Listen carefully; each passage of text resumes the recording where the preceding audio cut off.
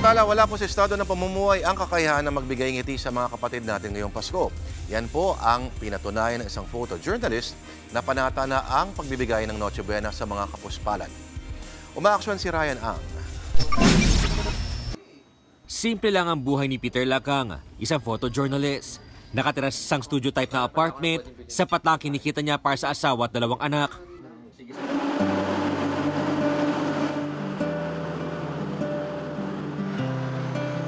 Pero tuwing sapit ang Disyembre, nag-iikot-ikot siya sa mga kaibigan at katrabaho para kumuha ng donasyong grocery items. Hindi ito para sa kanyang pamilya.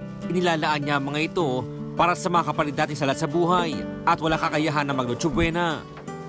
Hindi dahilan ang hindi ka mayaman para hindi maabot ang mga nangangailangan. Bukas na puso at isip lang ay sapat na. 8 taon na nang simulan ni Peter ang pagkakawang gawa. Ito raw ang sukli niya. Nandigin ng Diyos ang dasal na manalo ng grand prize sa raffle na pinapasukang kumpanya.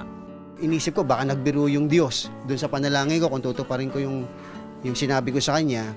Nang mabunot yung pangalan ko, kinabukasan sinabi ko sa asawa ko na yung 10,000 pesos, yung kalahati nun, ibibili namin ng mga pang Noche Buena ng kababayan natin. At yun ang ginawa ko. Simula noon, yearly, ginagawa na natin tong... Nang lumaon, dumami na nagbibigay ng pledges.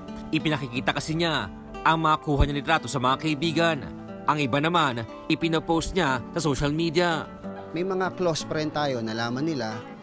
So parang na-amaze sila at nabush yung moral nila na maging bahagi at sumuporta dito sa gawain ng Noche Buena.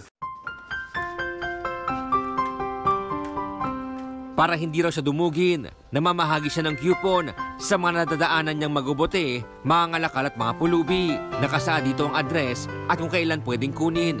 Nag-iikot din siya paggabi ang kasampanganay na anak para maghanap ng maibigyan ng Noche Buena pack.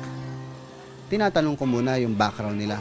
Tapos hanggang sa nakita ko naman na deserving, sabi ko, ate, nay, pang Noche Buena niyo po, pagdamutan niyo po muna, pero tinugon po ng Diyos yung panalangin niyo pang Noche Buena niyo. At kagabi, nasaksihan namin kung paano niya napasayang sa mga ngalakal na nagkatrabaho pa ng alas 8 ng gabi para lang may mauwi sa kanyang pamilya. Nagulat ako. Bakit po? Kasi merong lumapit sa akin na magbigay ng panghanda mamaya. Masasabi ko lang po, salamat po sa tumulong sa akin. Yun lang po.